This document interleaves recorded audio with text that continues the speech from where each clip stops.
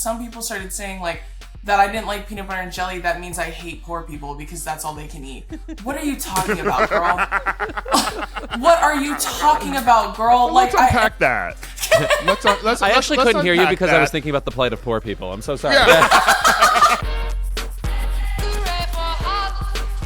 Every day, this week's guest is doing the Lord's work, and by that I mean putting misogynistic internet men in their place. Thanks to her hilarious wit and unwavering candor, her viral takedowns and podcast, The Comments Section, which I've been on, have made her a household name on TikTok, YouTube, and hopefully soon, the publishing world. Here to talk about her new book, Loud, Accepting Nothing Less Than the Life You Deserve. Welcome to Keep It, Drew Afualo. Woo! Thank Sister, you, hello. It's good to see you. It's good to see you too, girl. How you been? I'm good. You know, I had fun on your podcast, The Comments Section, but then, you know, you had to go and usurp our iconic episode and get Chappell Roan on. So that's what I said. I said y'all are talking about the wrong queen. Tell me about hearing from her, our favorite artist, that she is a fan of you and really wanted to come on your show. Yeah, I mean, it was a blast. Chappell and I have followed each other for a while now. I DM'd her earlier this year and I was like, hey queen, hey diva, I would love to have you on my show. And she was super supportive and she's like, I love your show, I'd love to come. And then obviously she's had this just unbelievable like meteoric rise through like, you know, her Tiny Desk concert and Coachella and all of that, and she's just on a real trajectory right now. So we've planned it for months. It's just like it hit at like the time when she is the girl, so it was just kind of the perfect storm. But she is so sweet and so funny and so normal. It's like, which I'm sure y'all know too. Like, I feel like the longer you start meeting more famous people, you're like, oh, you're like normal. That's awesome. Like, they're the normal or they're really weird. Like, there's just no in between. Like, they're normal or they're like, I don't know, the Smiths kids, you know? I think it's like, what do you mean there's no like vending machine in your car? They're like normal or they're just like, they're so weird that you're like, good thing you're in this business because I don't think you would work in any other environment. So it's a good thing you're an actor. That's a good thing. So like, have there been people you've been acquainted with through you know, your influencing is the word, I guess, online that you've been excited to meet and then they completely delivered? Like people you're like, I absolutely knew this person would be rad once I met them, and then I did and it was fab. Yeah, I mean, like Chappell's a great one. Kaylani's another one. Megan Trainor, like she's fantastic. Like she is so sweet.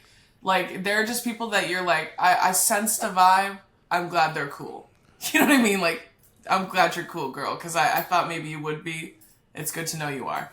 But yeah, I've met like, everyone I've ever met, like, and even meeting Beyonce was a whole nother thing. Like, I think I blacked out during most of that, but... You were at the Sacred launch. Yeah, and please, I need the info. I need the facts. What was going on? She was wearing the mysterious cowboy hat. I'm sure she was gunslinging earlier. She was, she looked, obviously flawless and fantastic. She looks airbrushed in real life.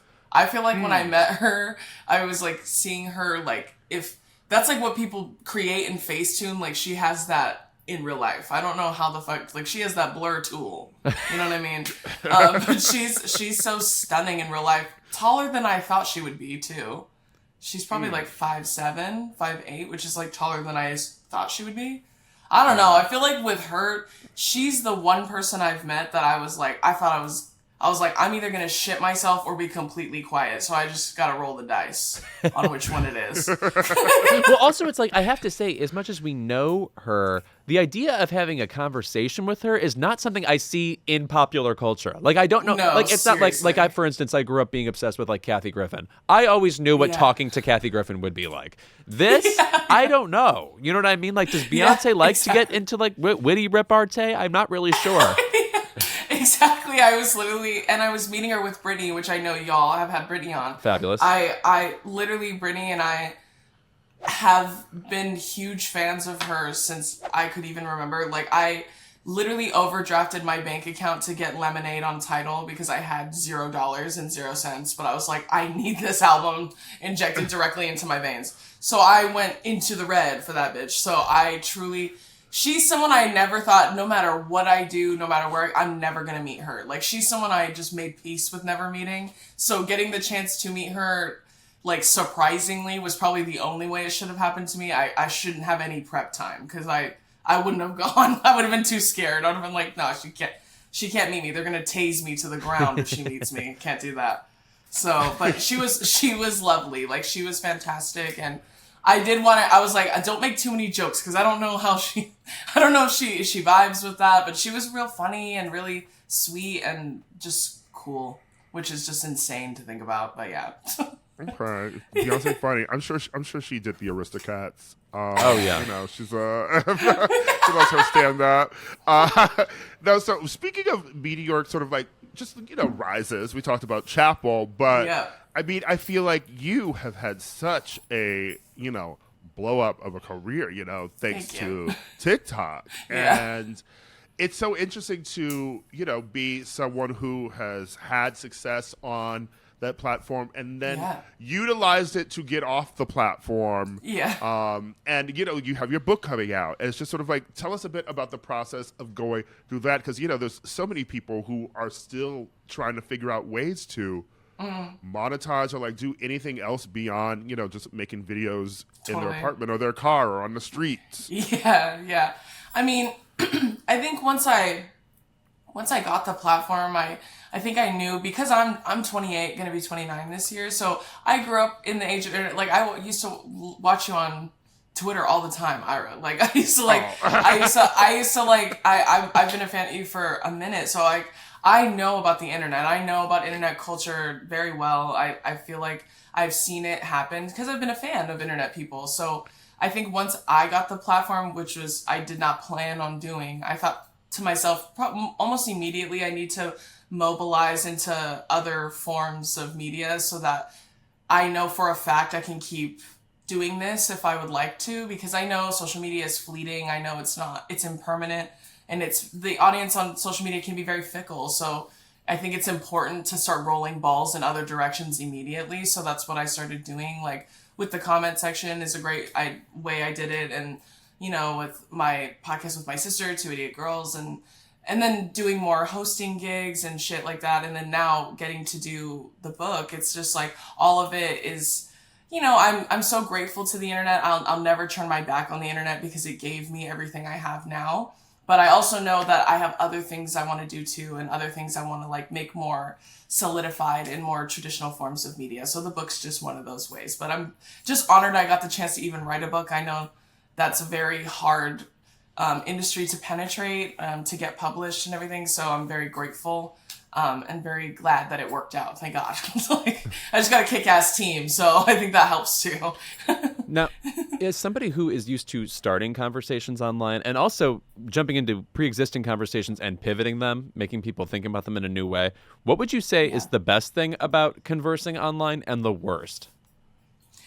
Ooh, I mean, the best thing is probably the reach, right? So like, you could build an enormous audience, like, from your home. You could build like community. You can build these relationships, like, whether they're parasocial or not, like, because even this, my community has been able to put me in rooms with people like y'all. Like, I get to meet people like you. I get to meet people like fucking Beyonce. Like, I get to do all those things because I've built such a strong community online, and I not us in the same sentence. I was going to say, I'm a little worried for you like if you're conflating us. Yeah. Obviously. That's my Mount Rushmore. My bad. We're a bit more Farrah from Destiny's Child. Okay. We had our 3-month stint. If you look in the Say My Name video, we're there for a split second. Yeah. I think that, that's the beautiful part is the community and the places it's been able to take me from making videos online. I think the hardest thing about starting conversations online is that there are just conversations that you can try your absolute best and be your absolute on all your P's and Q's of how you want to say it, and people will still like purposely misconstrue what you say, or they'll take things out of context, and then they'll start wildfires in other directions, and you can't control that. So that's probably the hardest part about having conversations like this online, and that's been a running theme in my platform forever, like the amount of men that have consistently twisted and manipulated shit I've said to try and make me sound like the most evil bitch alive is just like, they're just gonna do that to me forever. Like, just forever. They're never gonna listen. So that's probably the hardest part. But I mean, the good far outweighs the bad, thankfully, but the bad is just really bad. Like, I'm sure y'all know, been on the internet forever. People can be really evil. So, and I think it's so interesting, not interesting. I mean, it's sad, really. I mean, I think you probably know of my friend Ashley Reese, who's like Offbeat Orbit on Twitter, and it's just like she is a person who lost her husband to cancer a year ago, and the people who are constantly in her mentions every day for just any innocuous, like she could tweet, "I love Mountain Dew."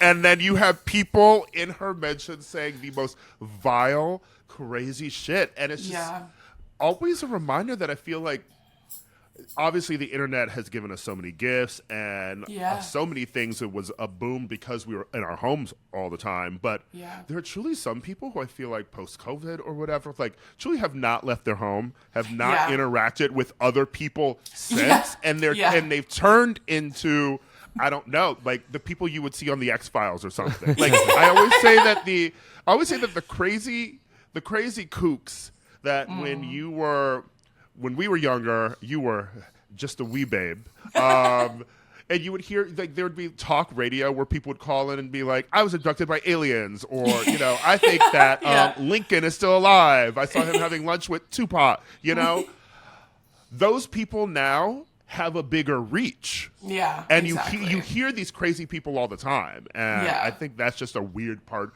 of the internet now. So many crazy people, you did not know that they existed. Totally. And it's like, it's people too that like, they take what you say with no, like, even with all the good intention in the world and all of the preparation, like they still will try to nitpick everything and try to find something to be upset about with the most good-natured people on the internet. For example, I started a war on peanut butter and jelly like 2 years ago, just for fun. I tweeted like, one day, like y'all will be brave enough to have a conversation with me about how horrible peanut butter and jelly is. Like, that's all I tweeted. I tweeted nothing else. I said, one day y'all will be brave enough to have that conversation with me. And like, to be funny, that shit went super viral. And then everyone's like laughing and we're all joking. And then some people started saying like, that I didn't like peanut butter and jelly, that means I hate poor people because that's all they can eat. What are you talking about, girl? What are you talking about, girl? Like, I literally was like, I grew up poor, bitch. What are you talking about? Like, why do you think I hate it so much? Because I had to eat it. What are you talking about? And I said, is it possible that maybe I could just not like it, and maybe it's just because I just don't like the taste? Like, is that possible? Can we hold space for that, maybe? Or is it just automatically jump to, I hate people with no money? Like, that makes no sense. Like, and so that's the kind of, like, shit I'm talking about when I say, like, the most good-natured conversations can be manipulated and twisted into, like, I'm just an evil person. Let's all just operate under the understanding that maybe I just want to be silly on the internet. Like, maybe I just want to make a joke. Like, we're talking about peanut butter and jelly. But let's unpack that. I actually couldn't hear you because I was thinking about the plight of poor people. I'm so sorry. Yeah.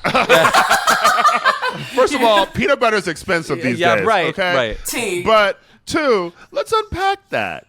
What kind of peanut butter are we talking about? Because I was actually recently talking about peanut butter with a friend, and I was like, you know what low-key slaps, and I don't really have it that much anymore? The crunchy peanut butter. Oh, please. Tea.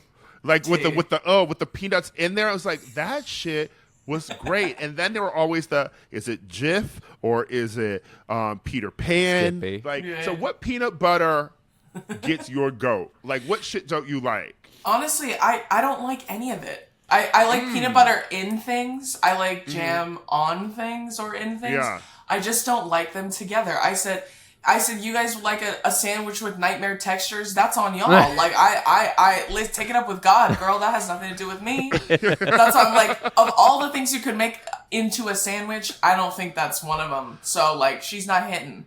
Sorry. I will say, it is just 2 condiments. Like, it's a little like... I'm saying, just hello. Yeah. That's what I eat said. it out the jar. I eat it out the jar. That's my struggle food currently. Literally yesterday, I was eating some peanut butter. I fucking love peanut butter. I'll eat peanut butter. I like it with like Oreos. I like peanut butter in Reese's peanut butter cups. Like, I think that's good. I love that. No, I am those women. There's a 80s commercial that I absolutely fucking love. Google it if you've not seen it. It is Jif, 80s, and it is these women like having a picnic, and they're basically like orgasming by like sniffing the Jif, and it's like, oh, I'm gonna be naughty. Like, my husband doesn't know I have like Jif, and it's like, I'm not picking up the kids from soccer practice. I'm having Jif. It's insane. They're like substituting it for like substance, Yeah. like alcohol. Yeah. So they're like, sorry, forgot to pick up the kids. I was eating peanut butter. That's me with peanut butter. And get some almond butter. Get some sunflower seed butter from Trader Joe's. That shit slap. A sunflower seed butter and jelly sandwich. Mm-hmm. Ooh, that I haven't tried. I love almond butter. That. I love almond butter. Like, on fruit and stuff, love that. Get into so it. Mm-hmm. Okay, much as I want to keep talking about peanut butter, and by the way, I will. Can we just talk about writing a book? It's not the same thing as doing TikTok. It feels like an incredible amount of work.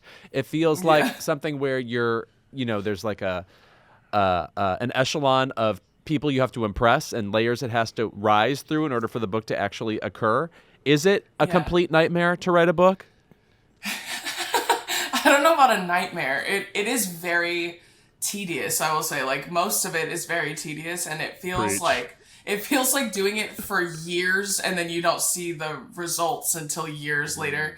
But I did write it from about like January to August last year.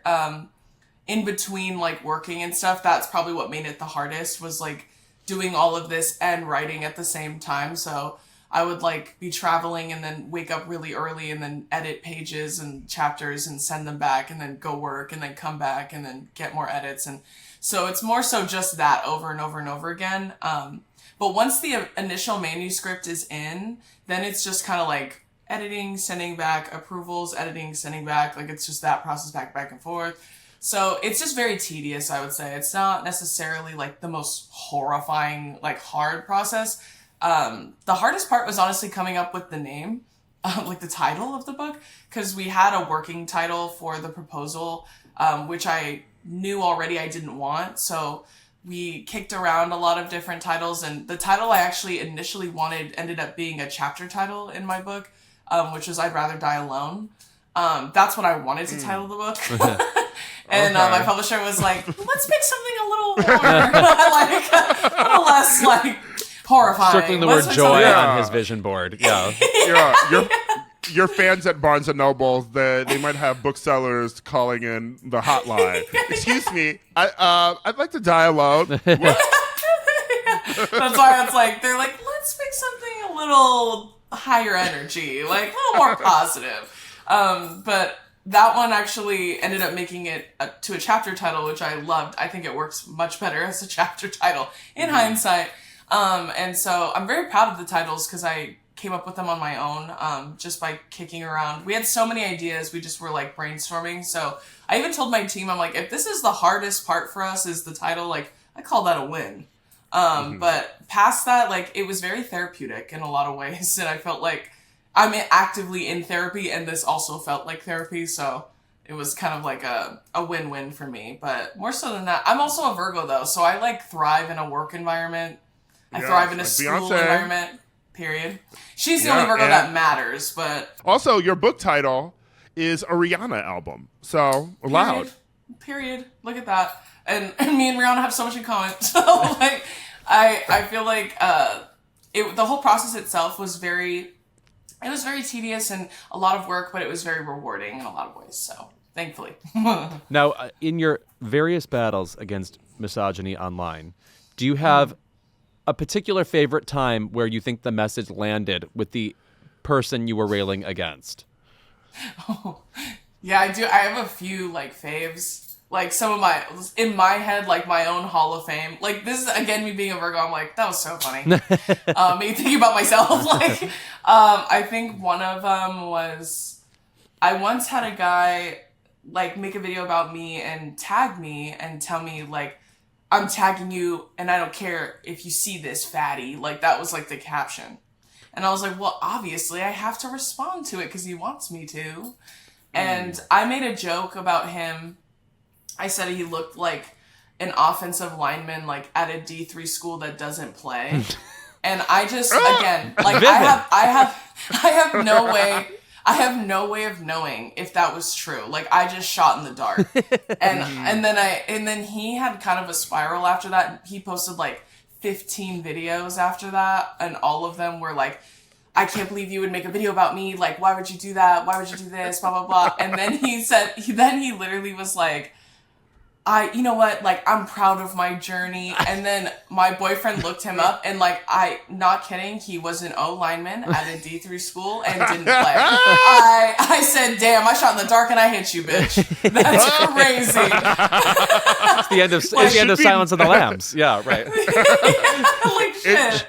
It should be noted for our audience that you were originally seeking a career in sports journalism. I sure was, and girl. you used to be the sports editor of your school newspaper and worked in the school's athletic department. So, like, in a different world, you are this, like, sports guru. I'm imagining, like, I can't wait to find some way for you to meld, like, what you do and sports, like, in the future.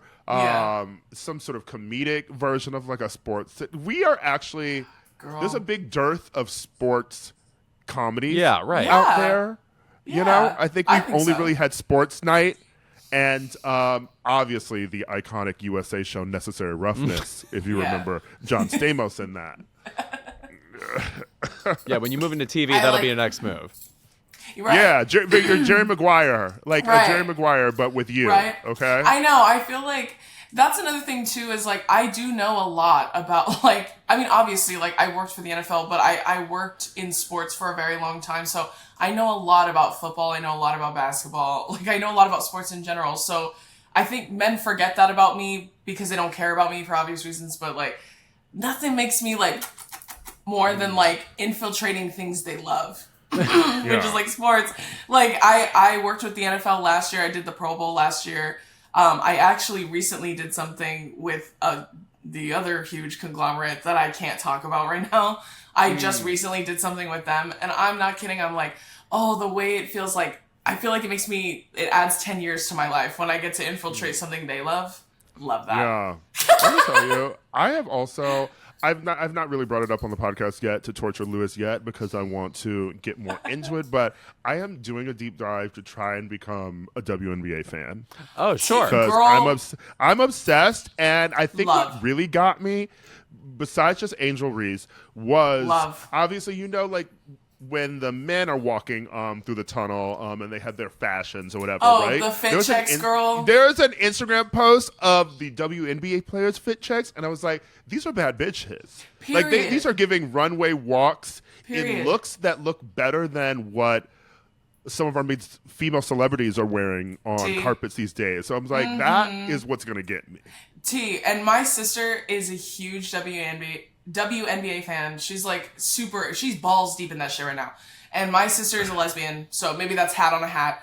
But she recently got super into it for obvious reasons. Like she's loved it for like over a year now. But I've had a few WNBA girls on my show, collected them all. That's my new thing. Like, and I went to the All-Star game in Phoenix, like, and worked with them this past weekend. So I got to watch like all of the greats play against each other, and it was fantastic. What a blast. I had so much fun. I was literally just telling one of my friends who's a WNBA player, I was telling her that when I was at the All-Star game, I've never felt so safe in a sports crowd.